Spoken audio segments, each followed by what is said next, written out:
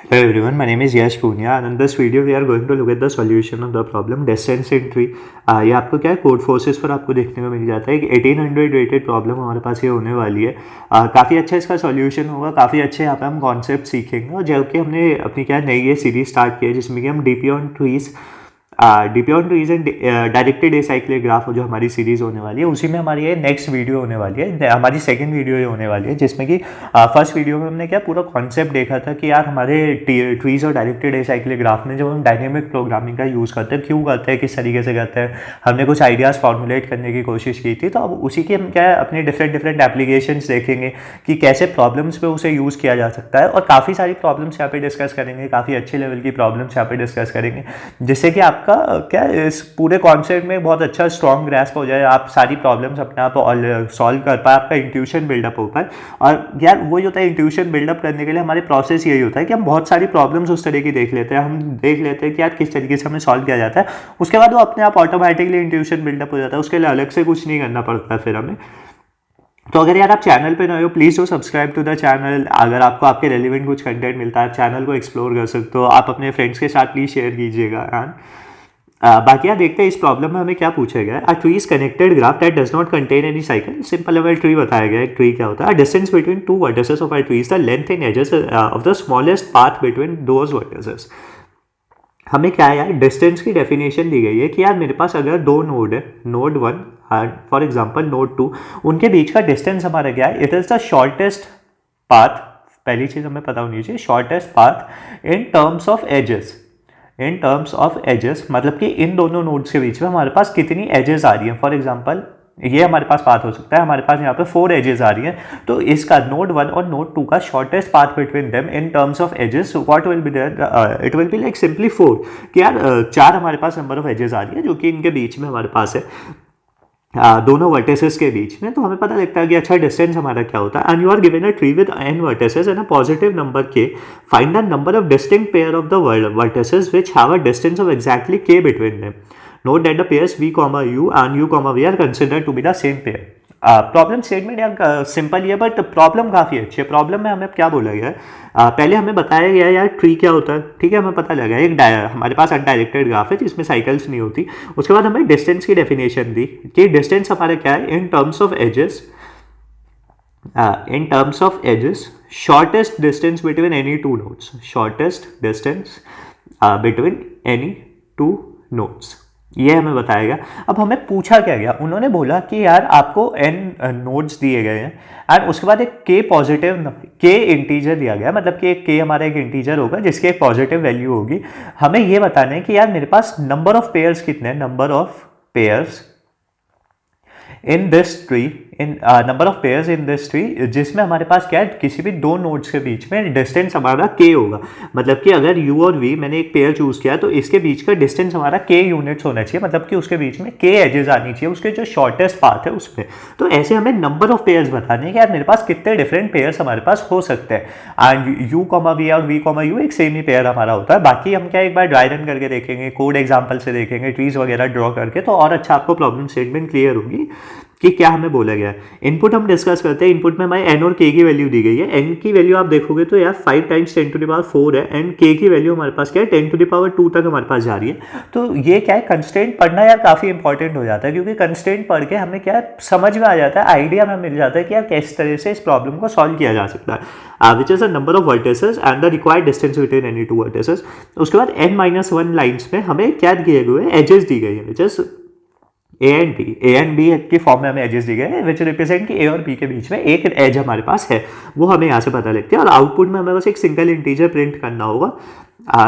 क्या ये लंबा ज़्यादा भी हो सकता है, तो हमें लॉन्ग यूज़ करना होगा। इस तरह से हमें क्या प्रॉब्लम स्टेटमेंट दी गई है। बाकी यार इनपुट और आउटपुट हम आगे एक बार डिस्कस कर लेंगे अपना ड्रॉ करके ग्राफ को, वो सारी चीज़ें हमें समझ में आएंगी। तो सीधी सी बात है, हम एक बार दोबारा से रिवाइज करते हैं। हमें प्रॉब्लम स्टेटमेंट में क्या बोला गया, you are given a tree with n nodes, you need to count how many pairs of nodes u, v have distance exactly equals to k। Distance means the number of edges in the shortest path between them. Distance हमें clear होना चाहिए कि यार number of shortest path between them हमारा क्या है। ये वाली जो प्रॉब्लम है यार, मैंने काफ़ी बार इंटरव्यूज़ में भी देखी है, आपके ओएज में भी आती हुई देखी है, तो बहुत ज़्यादा फ्रीक्वेंटली एक आज हमारी प्रॉब्लम है ये। तो आप इसे अच्छी तरीके से समझोगे तो क्या है, हमारे बहुत सारा क्या है कॉन्सेप्ट हमारे यहाँ पे क्लियर हो जाता है, जिससे कि हम काफ़ी सारी प्रॉब्लम्स को ऑलरेडी सॉल्व कर पाएंगे इसी चीज़ के बेस पे, इसी चीज़ को यूज़ करते हुए। सो बस यार मेरी कोशिश यही रहेगी कि मैं जितना अच्छी तरीके से आपको समझा दूँ, पर अगर आपको कुछ भी डाउट भी रहता है तो आप मुझे बता भी सकते हैं, क्योंकि एक फ्रीक्वेंटली आज क्वेश्चन है, काफ़ी अच्छा पूछा भी जाता है, तो बस वही वाली सारी चीज़ें। तो ये वाला क्या है, हमें कोड एग्जांपल अपनी प्रॉब्लम स्टेटमेंट में दिया गया है, जिसमें हमें बोला गया है कि यार 1 से 2 हमारे पास एक एज है, 2 से 5 है, 2 से 3 है, 3 से 4 है। तो मैंने क्या है इसे इस तरीके से फॉर्म में बना लिया, जिससे कि हमें क्लियरली समझ में आए कि यार मैं 1 को रूट बना सकता हूँ। वो सारी चीज़ें हम डिस्कस करेंगे बाद में, पर हमें कौन कौन से पेयर्स मिलते हैं। यहाँ पे हमारे पास आंसर जो आता है वो 4 आता है। किस तरीके से आता है, आप 1 और 3 को देखोगे तो इसके बीच में 2 एजेस है, तो हमारे पास एक पेयर हमें यहाँ मिल गया। फिर आप 1 और 5 को देख सकते हो, तो हमारे पास 2 पेयर्स है, 2 एजेस है, तो हमें एक पेयर मिल गया यहाँ से।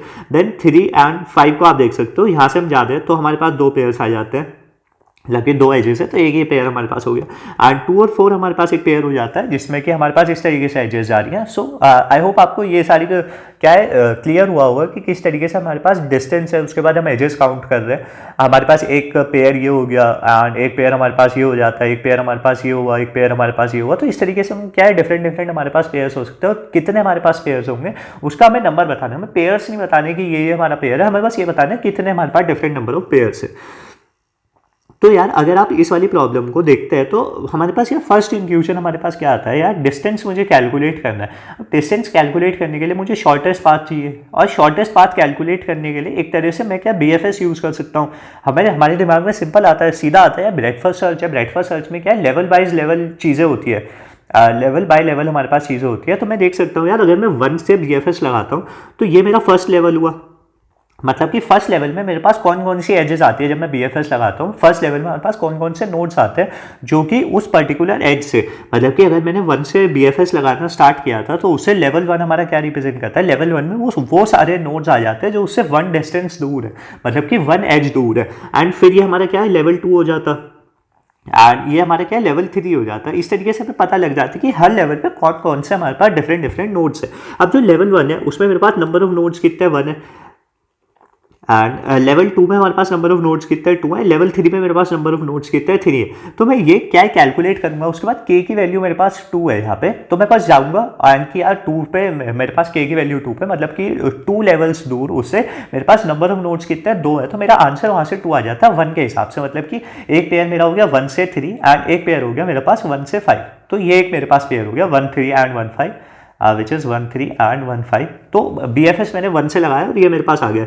अब अगेन आप क्या कर सकते हो, आप सेम काम करोगे, आप 2 से BFS लगा दोगे तो ये आपका लेवल 1 में आ जाएगा, एंड ये आपके लेवल 1 हो जाएगा, एंड ये आपका लेवल 2 हो जाएगा। तो अब लेवल 2 में मेरे पास कितने नोड्स हैं, मेरे पास 1 नोड है, तो मेरे पास एक और पेयर मिल गया विच इज़ 2,4। जब मैंने 2 से BFS लगाया, अगेन आप 5 से BFS लगाओगे तो आपके पास क्या होगा, ये तो आपका सेम, एक तो ये आपका लेवल 1 हो गया, ये आपका लेवल 2 और ये आपका लेवल 2 हो गया।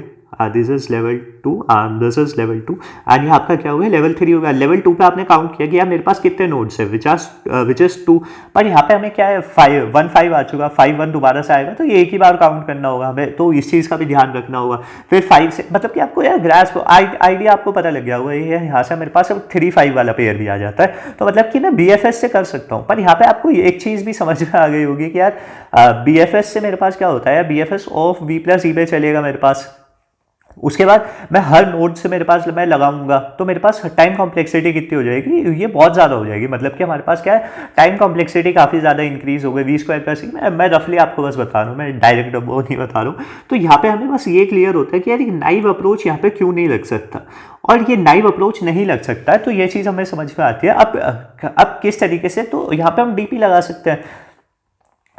हमारे पास अगर ग्रीडी जो अप्रोचेज होते हैं, हमारे पास जो नॉर्मल अप्रोचेज होते हैं, अगर वो हम यूज़ नहीं कर पाते तो हम DP सोचते हैं। DP में भी हम पहले सोचते हैं कि यार क्या मैं इस प्रॉब्लम को सब प्रॉब्लम्स की मदद से सॉल्व कर सकता हूँ, सब प्रॉब्लम्स की मदद से मैं कैसे सॉल्व कर सकता हूँ। जो हमारे यार काफ़ी अच्छा यहाँ पे कॉन्सेप्ट आ जाता है कि यार मैं 1 से लेवल वाइज लेवल देखता हूँ तो मुझे पता लग जाता है कि यार कितने नोड्स मेरे पास है। तो यार अगर मैं DP से एक चीज़ सोच के देखूँ, यार मेरे जो नोड है मैं उसमें एक जो मेरी स्टेट है उसमें मैं एक तरह से एक काम डिफाइन कर लूँ। किस तरह का मैं अपना काम डिफाइन कर लूँ कि यार मैं वन में ये स्टोर कर लूँ कि उससे डी डिस्टेंस दूर कितने कितने नोड्स हैं।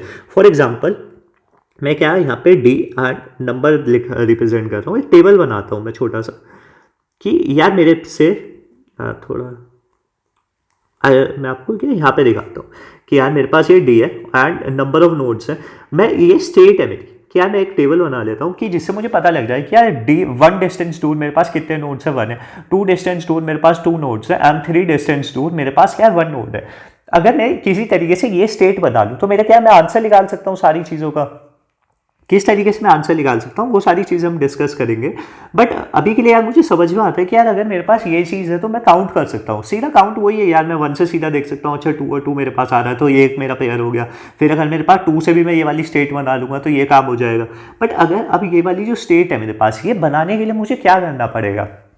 और पहली चीज़ क्यों मैं ये सोच भी रहा हूँ, क्योंकि यार k की वैल्यू क्या है यहाँ पे 500 तक ही जा रही है, मतलब कि 10 स्क्वायर तक ही जा रही है और n की वैल्यू 10 टू द पावर 4 तक है। और अगर मैं n टाइम्स k पे भी जाता हूँ तो मेरे पास क्या हो जाता है 10 टू द पावर 6 तक ही ऑलमोस्ट मेरे पास टाइम क्या नंबर ऑफ ऑपरेशन जाएंगे। तो ये चीज़ क्या है मैं हैंडल कर सकता हूँ, मेरे टाइम लिमिट कंस्ट्रेंट्स के अंदर ये सारी चीज़ें आ सकती हैं। तो वहाँ से हमें यही चीज़ होती है, कंस्ट्रेंट पढ़ने का इंपॉर्टेंस हमारा क्या होता है, यही हमारा इंपॉर्टेंस होता है कि अगर मैं एक इस तरह की डीपी टेबल में बनाता हूँ, एक 2D डीपी टेबल में बनाता हूँ जिसमें कि मेरे पास डी और नंबर ऑफ नोड्स उसमें स्टोर्ड है कि मतलब उस पर्टिकुलर वी से उससे कितनी दूर मेरे पास कितने एलिमेंट्स मेरे स्टोर्ड हैं, वो सारी चीज़ें मैं डीपी स्टेट में आपको बताऊंगा। तो मैं वो काम कर सकता हूँ, मेरे गिवन टाइम कॉम्प्लेक्सिटी के अंदर आएगा।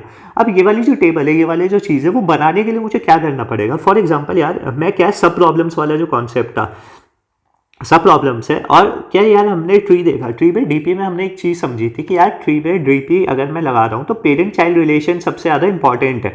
पेरेंट चाइल्ड रिलेशन होने के लिए सबसे पहले मैं रूट डिफाइन करूँगा। तो इस पर्टिकुलर प्रॉब्लम में रूट जो होगा वो कुछ भी हो सकता है यार, आप 5 को बना दो, आप 2 को बना दो, जिसे आप बनाना चाहो उसे बना सकते हो। हम सिंप्लीफाई रखने के लिए हम 1 को क्या है रूट बना देते हैं, तो मेरा 1 हो गया रूट।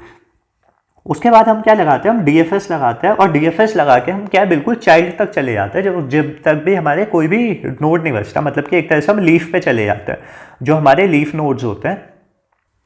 अब जो लीफ नोड्स हैं हम उन तक चले जाते हैं और लीफ नोड्स तक जाने का जो हमारा मेन रीज़न होता है वो यही होता है कि यार हम वहाँ से बिल्डअप करना स्टार्ट कर पाएँ।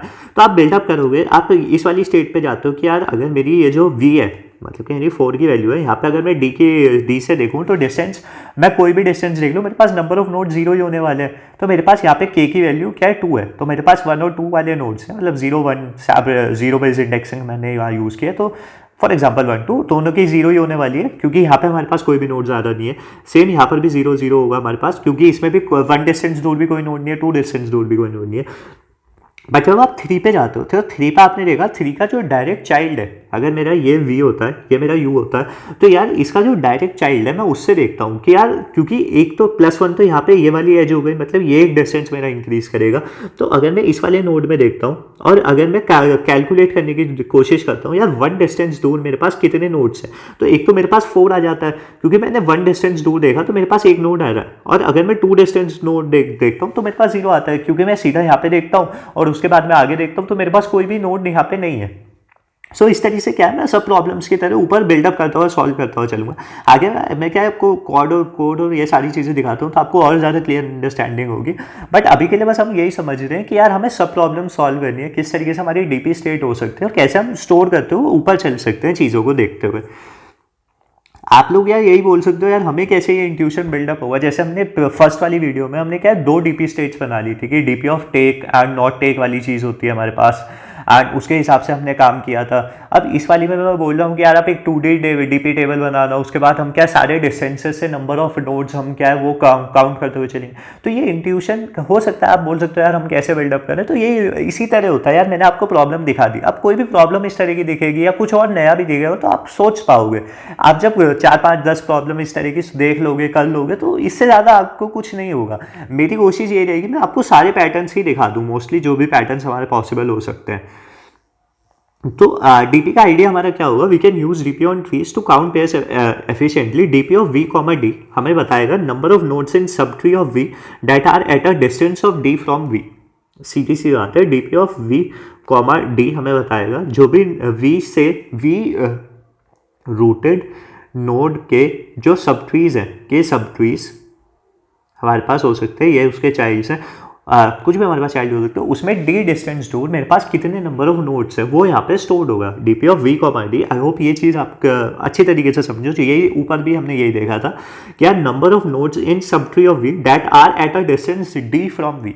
सीधी सी बात, अगर DP of we comma zero में लिख रहा हूँ मतलब कि 1 होगा उसकी वैल्यू द नोड इटसेल्फ, मतलब कि उससे जीरो डिस्टेंस नोड कौन है वो खुद ही है, मतलब उसका 1 आंसर हो गया।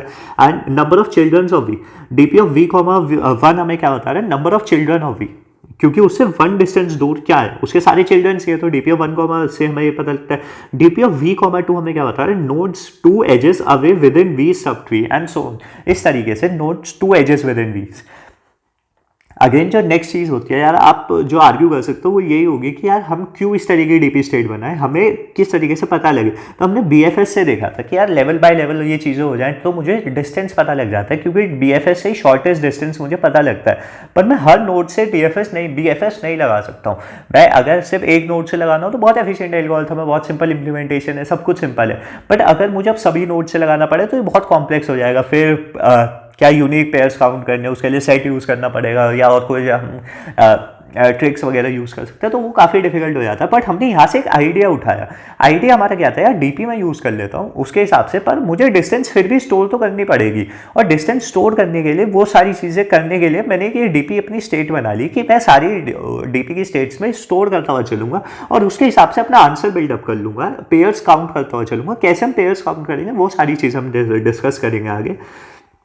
तो एल्गोरिथम का आउटलाइन हमारा क्या होने वाला है, हम चूज करेंगे किसी भी नोड को एज अ रूट से 1, हम डीएफएस लगाएंगे, विजिट करेंगे सभी नोड्स को और हर नोड पर हम रिकर्सिवली कैलकुलेट करेंगे DP of child and star, मतलब उसके सारे डिस्टेंसेस को हम कैलकुलेट करेंगे, जिसमें डी की वैल्यू 0 to k-1 हमारी जाएगी, जो भी उसके डिस्टेंसेज है k तक हम जाके एंड कंबाइन करेंगे हम चाइल्ड्स के डीपी को into parents DP while counting valid pairs. ये दो चीज़ें सबसे ज़्यादा इंपॉर्टेंट है। पहले हमें तो ये यहाँ तक तो हमें समझ में आता है, डीएफएस लगाएंगे, रिकर्सिवली सबका काउंट करेंगे। बट जो हमारे पास अब फर्स्ट चीज़ हमें सोचनी है कि कंबाइन करेंगे childs DP into parents DP while counting valid pairs. तो यहाँ पे हमारे पास है वैलिड पेयर्स काउंट करना, वो ये हमें अच्छी तरीके से सोचना होगा, समझना होगा वैलिड पेयर्स काउंट करना। एंड नेक्स्ट हमें चीज़ क्या है, कंबाइन किस तरीके से करेंगे, हम जो अपने पेरेंट में चाइल्ड का जो भी मेरा आंसर होगा वो किस तरीके से कंबाइन करेंगे। तो पहले वैलिड पेयर्स काउंट कर लेते हैं और उसके बाद क्या है, कंबाइन वाली चीज़ भी देखते हैं। What are we counting again, हम देखते हैं हमें काउंट करनी है पेयर्स को। यू कॉमा वी, ये सारी क्या मैंने लिंक भी दिया है, आप यहाँ से देख सकते हो। मैं थोड़े से और डिटेल्ड कर दूंगा, नोट्स जब डालूंगा।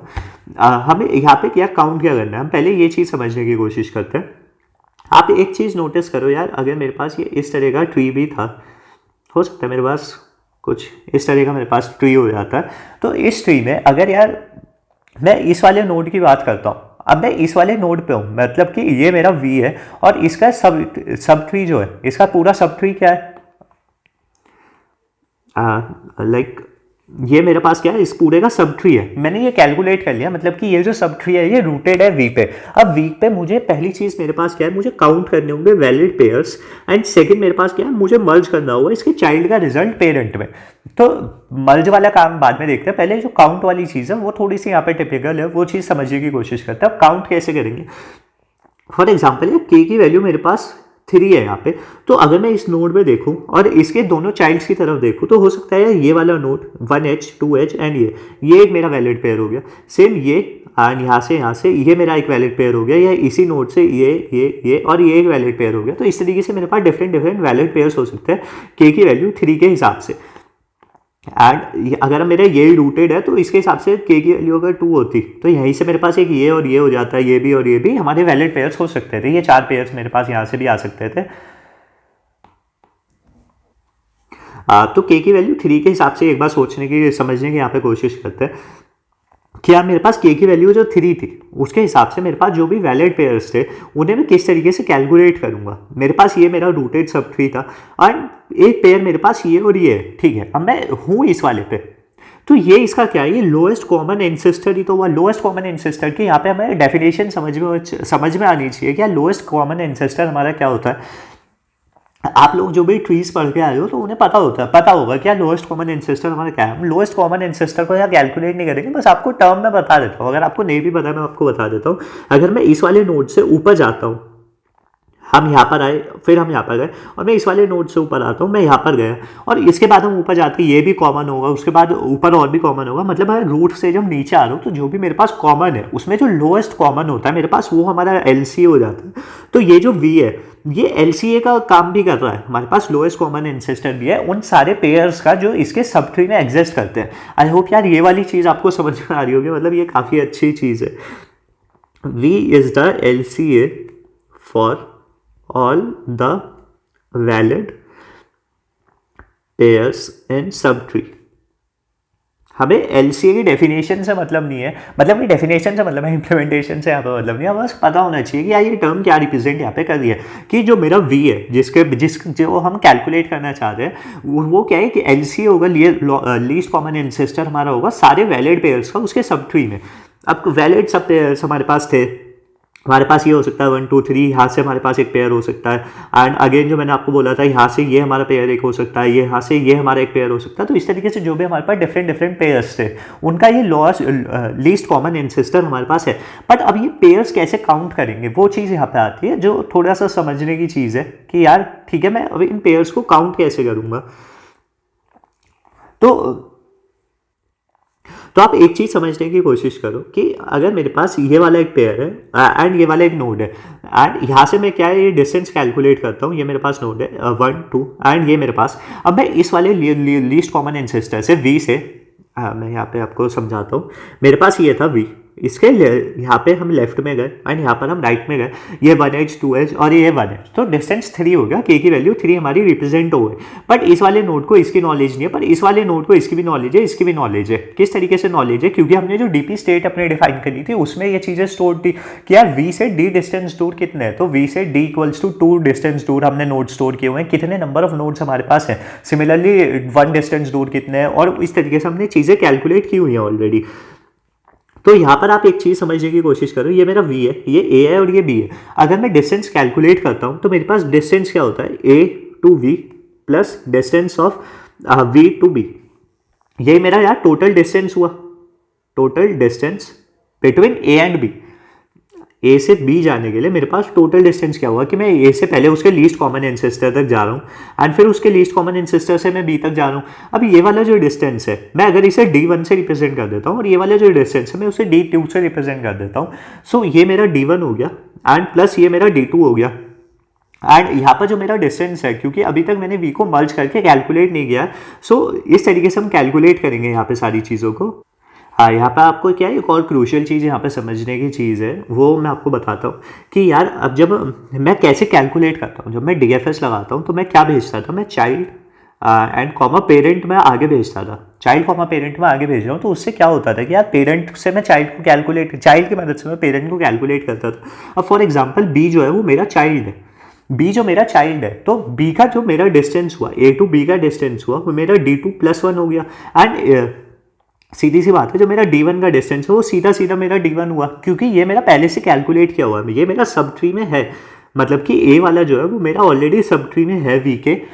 ये चीज़ थोड़ी सी कंफ्यूजिंग आपको लग सकती है, पर आप समझने की एक बार मेरी कोशिश कीजिए कि यार जब मैं किसी भी नोड को कैलकुलेट कर रहा हूँ, मतलब मैं इसे LCA बनाकर और इसे जो भी मैं पेयर्स को एफिशिएंटली कैलकुलेट करूँगा तो उसके हिसाब से पहले मैं पेयर्स को काउंट करूँगा, उसके बाद मैं मर्ज ऑपरेशन परफॉर्म करूँगा। तो अभी तक मैंने, अगर मेरा ये वाला चाइल्ड है, हो सकता है ये वाला भी चाइल्ड हो, तो उसमें D1+1 हो जाता, पर मैं अभी के लिए अज्यूम कर रहा हूँ कि बी मेरा चाइल्ड है, उसके लिए मैंने अभी तक मेरा अपना आंसर क्या है कैलकुलेट नहीं किया है। तो ये मेरा कितना डिस्टेंस दूर है, 1+ डिस्टेंस दूर है, क्योंकि ये एज भी हमें काउंट करनी होगी। और हो सकता है यहाँ पे बी हमारा और ज़्यादा आगे होता, बी मैंने जस्ट 1 पे डिस्टेंस पे रखा हुआ है, तो आपको थोड़ा सा वो लग सकता है।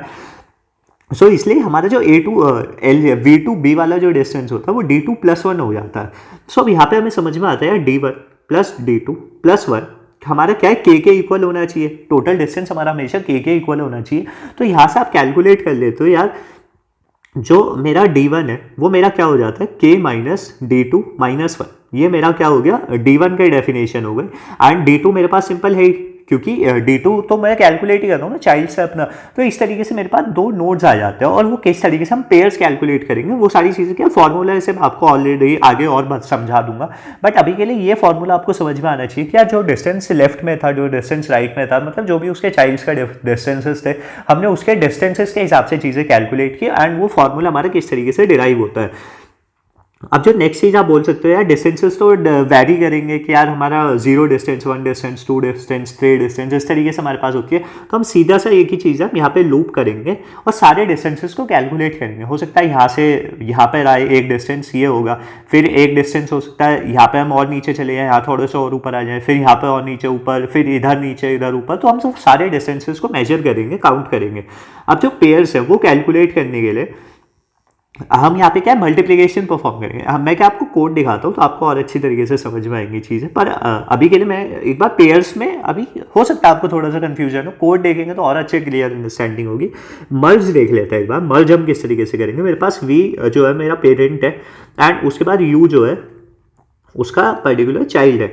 तो मैं अब वी से मतलब वी को डिफाइन करना चाहता हूँ यू से। तो मेरे पास D P of we comma D क्या होगा, which is simply plus equals to D P of u comma D plus one क्यों किया, क्योंकि वो एज हमारी है वी टू यू जिसे वो मर्ज कर दिया और यू के जो भी डिस्टेंसेज है उसके डी डिस्टेंस दूर। फॉर एग्जांपल उससे 1 डिस्टेंस दूर हमारे पास 2 है तो ये वी से तो वो 2 डिस्टेंस दूर हो गया, तो ये +1 ये वाली एज हमें +1 भी यहाँ पे करनी होगी। सो ये मर्ज ऑपरेशन काफ़ी सिंपल है हमारे पास, किस तरीके से हम मर्ज करके हम आगे बढ़ेंगे, अपना ऊपर चलेंगे स्टेट पे। कोड देखते हैं तो कोड देख के और अपनी अंडरस्टैंडिंग क्लियर करेंगे। ये हमारे पास कांस्टेंट हेडर्स वगैरह हुए, C++ में कोड होगा हमारा, अगेन आप जावा पाइथन इजीली फॉलो कर पाएंगे। हमने मैक्स एन और मैक्स के की वैल्यू को पहले ही डिफाइन कर लिया, जैसे कि हमने एडजेसेंसी लिस्ट अपनी बना ली, एन और के की वैल्यू, हमारा लॉन्ग आंसर, क्योंकि हम पेयर्स को काउंट करना चाहते हैं। पेयर्स तो हमने इसलिए हमने क्या है ग्लोबल वेरिएबल बना लिया क्योंकि हम DFS का यूज़ करेंगे, पर हम जो भी पेयर्स को काउंट करेंगे वी को अपना LCA बना के जो भी हम डिफरेंट पेयर्स को काउंट करेंगे वो सारी चीज़ें हमने समझी, तो उसे ग्लोबल वेरिएबल बनाया। और DP अपना बताया, DP ऑफ स्टेट मैंने आपको बताया था, DP of we comma D हमारा होगा, वी होगा वो पर्टिकुलर नोड जिसे हम LCA बना के पेयर्स को काउंट करेंगे और पेरेंट के थ्रू अपने क्या उसे बिल्डअप करने की कोशिश करेंगे। और डी क्या डिस्टेंस है कि उससे कितनी डिस्टेंस दूर क्या चीज़ है और वो स्टोर क्या करेगा, number of nodes D distance दूर, मतलब कि वी से डी डिस्टेंस दूर हमारे पास कितने नंबर ऑफ नोड्स हैं वो हम स्टोर करके चलेंगे। क्यों करेंगे वो सारी चीज़ें हमने समझी। DFS हमारा स्टार्ट होता है, पहले मैं आपको मेन फंक्शन दिखाता हूँ। फास्ट इनपुट आउटपुट हमने यूज़ की, एन और के की वैल्यू को रीड किया और ए और बी की वैल्यू को रीड करके, क्योंकि ये डायरेक्ट अनडायरेक्टेड ग्राफ है हमारे पास, तो हमने क्या है एडजेसेंसी मैट्रिक्स अपनी बनाई, A to B भी हमने एज डाली एंड B to A भी हमने एज डाली, that's simply that thing. And उसके बाद हम क्या है DFS लगा देते हैं 1,0 से, क्योंकि हमें DFS में हम क्या करते हैं, हम चाइल्ड कॉमा पेरेंट भेजते हैं एंड चाइल्ड हमारा क्या है स्टार्टिंग में हमारा रूट है एंड पेरेंट उसका 0 हो गया, मतलब कि 1 हमने रूट बनाया तो उसका पेरेंट 0 स्टार्ट करने के लिए चीज़ होगा एंड उसके बाद जो भी हमारा आंसर होगा वो प्रिंट कर देंगे। सो DFS समझते हैं, DFS में हमने V और P दिया, P हमारा पेरेंट को रिप्रेजेंट कर रहा है, V हमारा सिंपल है और इटसेल्फ वाली जो हमारी डेफिनेशन है, मतलब कि DP ऑफ V कॉमा 0, मतलब कि 0 डिस्टेंस दूर क्या है उस पर 1 ही है, ये हमारे एक तरह से बेस केस का काम करेगा। उससे 0 डिस्टेंस दूर कितने नोड्स है, कोई भी नोड नहीं है, वो खुद ही है 0 डिस्टेंस दूर, सो वो वहीं का वहीं है, सो 1 हमारा वहाँ से आता है। उसके बाद हम क्या है सारे उसके पेरेंट्स को, चाइल्ड्स को देखेंगे, नेबर्स को देखेंगे, मतलब V से हम 2 को देखेंगे। 2 का मतलब सिंपल है कि उससे हम कहाँ पर जा पा रहे हैं, तो अगर वो P पर ही आ रहा है वापस तो हम कंटिन्यू कर जाएंगे। ये चीज़ मैंने आपको ऑलरेडी लास्ट वीडियो में बताया था कि क्योंकि ये अनडायरेक्टेड ग्राफ है तो हमें एक नोड वैसा भी मिल जाएगा जो पेरेंट को पॉइंट करने लगेगा, तो हम वापस नहीं आना चाहते हैं, so we will just continue from there.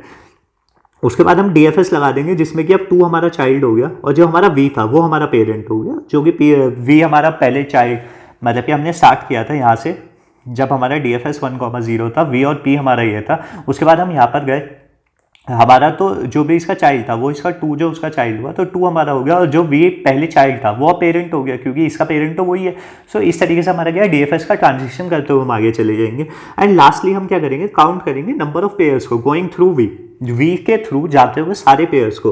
तो जैसे मैंने आपको बोला था हम लूप करेंगे सारे डिस्टेंसेस को, D0 से स्टार्ट करेंगे K तक हम जाएंगे <= K तक, D++ करेंगे, मतलब कि जो भी हमारे डिस्टेंसेस की वैल्यू हो सकती है।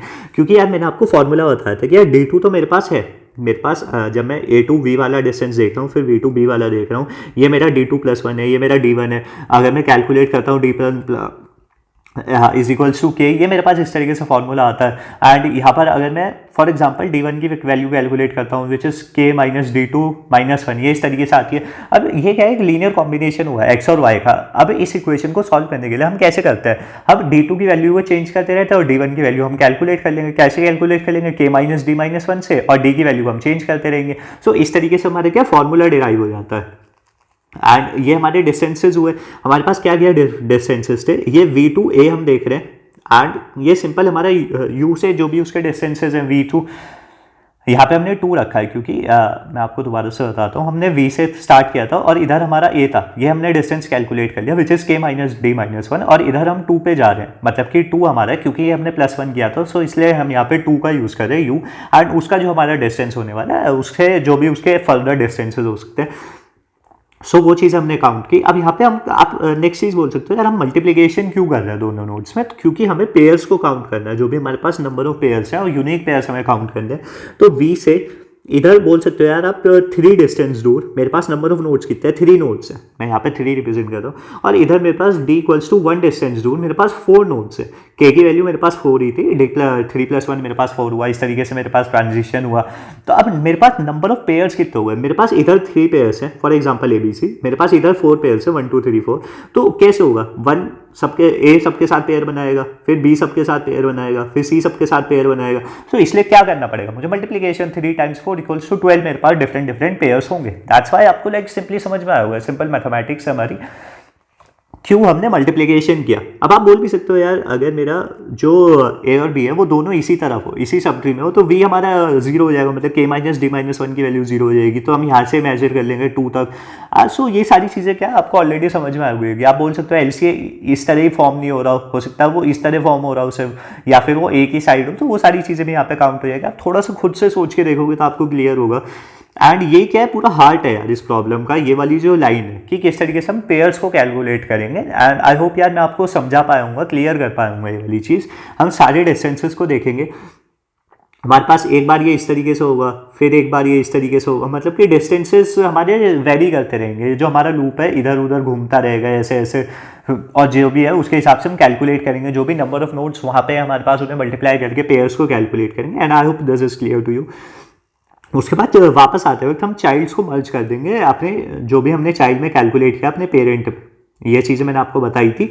हम वहाँ पे मैंने आपको बताया था D+1 हम कर देंगे, पर यहाँ पे हमारे पास D+1 इस तरीके से हो जाता है। हम सारे डिस्टेंसेज यहाँ से भी कैलकुलेट करेंगे, D = 0 से स्टार्ट करेंगे, K तक जाएंगे, जो भी हमारे डिफरेंट डिस्टेंसेज हैं हम सारे कैलकुलेट करेंगे।